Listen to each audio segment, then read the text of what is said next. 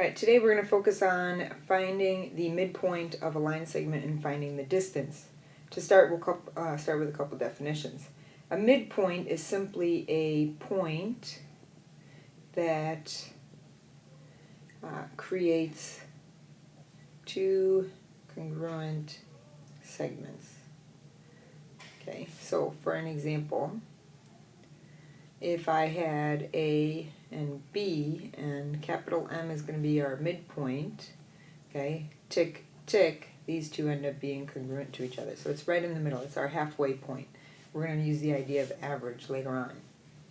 The segment bisector is pretty much doing the same thing, but the segment bisector is usually a line or line segment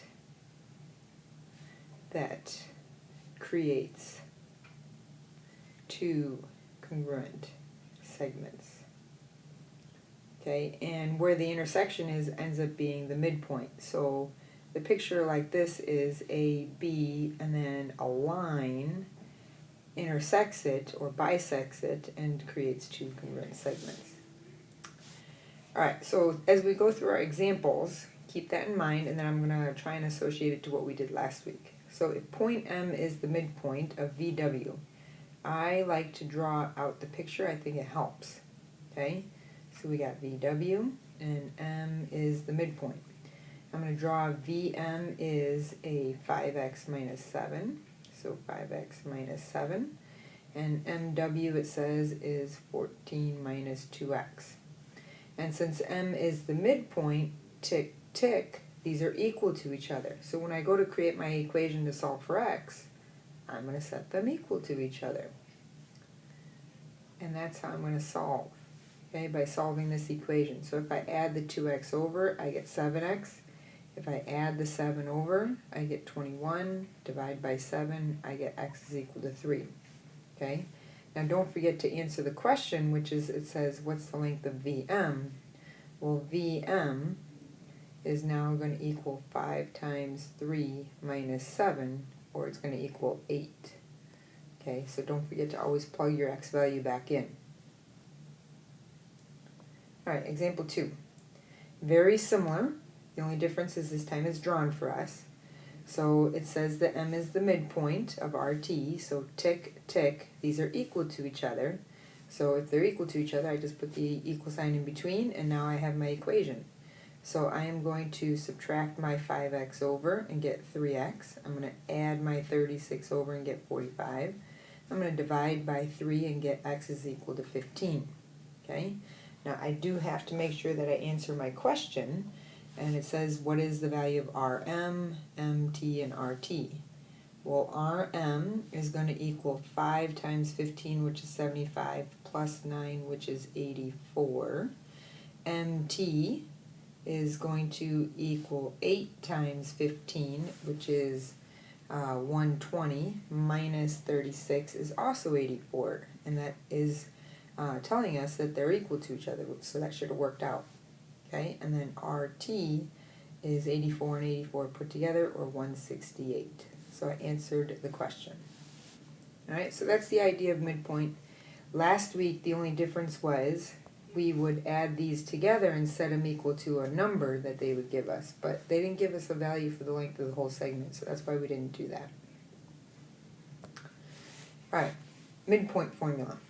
Okay, what we're going to do is we're going to be given 2 points, and we're going to have to find the point that is in between, the midpoint, the one that creates two congruent segments. Our formula, capital M, is basically the average. So I'm going to take my two x values. X1 is my first x value, x2 is my second x value, and I'm going to add them together and divide by 2.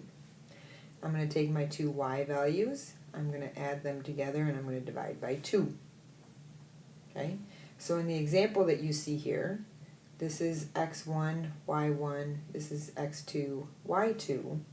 So if I add them together, my midpoint becomes 1 plus 7, the two x values, divided by 2, and the y values 2 plus 8 divided by 2. So my midpoint, 8 divided by 2 is 4, and 10 divided by 2 is 5. So that's how I find the midpoint, by simply adding the x values together and dividing by 2, and adding the y values together and dividing by 2. Basically, I'm finding the average of the x's and the y's. Okay, so find the midpoint of the segment. So same thing. Take the two x values, 2 plus negative 5, and divide by 2. 4 plus 11 and divide by 2. And now I got negative 3 divided by 2, so I'm just going to leave that as negative 3 divided by 2. And then 15 divided by 2, I'm going to leave it as 15 divided by 2. And that's it. I'm done. Okay. Alright, this one's a little bit different. They give us one of the endpoints. They tell us that it's 3, negative 1. They give us the midpoint is negative 4, 2. And our goal is to find the other endpoint.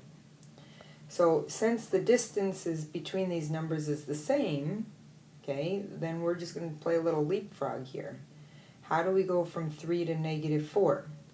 Well, 3 minus 7 is negative 4, so if I subtract 7 again, I'm going to be going the same distance, so I get negative 11. On the y values, negative 1 to positive 2 means I'm adding 3, so I'm going to add 3 more, and I'm going to get 5. So the idea is use the concept that the distances between the x's is the same, 7 units apart, 7 units apart, and then the y's is the same, 3 units apart, 3 units apart. Okay? Alright, new concept, distance formula. The distance formula is based upon the Pythagorean theorem. This is one of the formulas that you're going to need to remember. Okay? So Pythagorean theorem is a squared plus b squared equals c squared. You're going to see how we're going to have squares in here. So lowercase d for distance is equal to x2 minus x1 quantity squared. That's like your a squared. Plus y2 minus y1 quantity squared. That's like your b squared. Okay, so that's your two squares. Alright? And that's it.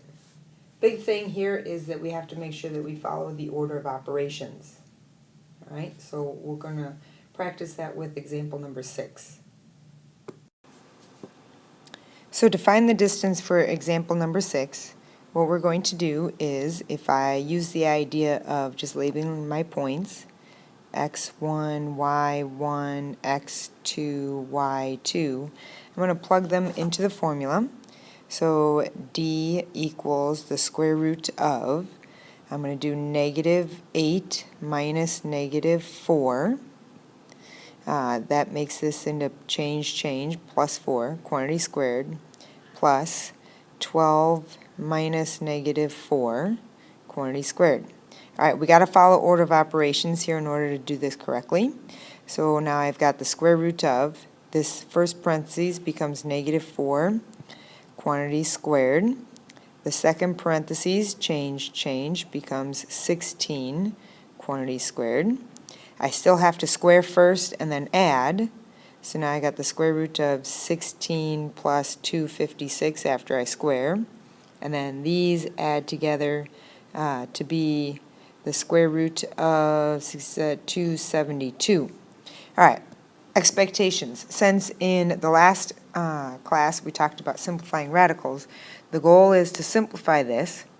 Well, since this is 116 and this is 16 more 16s, 16 has to go into 272, and it goes in 17 times.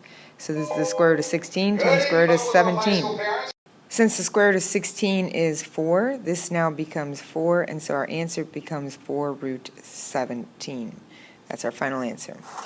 Okay? All right, let's practice this again. This time we've got the point 3, negative 1, and 1, negative 7. So distance equals the square root of, if I did 1 minus 3 quantity squared plus negative 7 minus negative 1 quantity squared. Change over here. So now my distance becomes the square root of negative 2 quantity squared. I'm keeping it in parentheses because if you're using a calculator, remember, you have to square, and when you go to square the negative, it has to be in parentheses to become a positive number. So then plus a negative 6 quantity squared.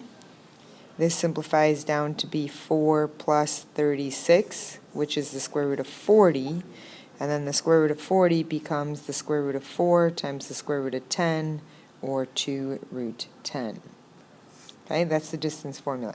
You do need to know this formula. It's one of the few formulas that we make you memorize this semester, so please make sure you know it. If you have any questions, bring them to class.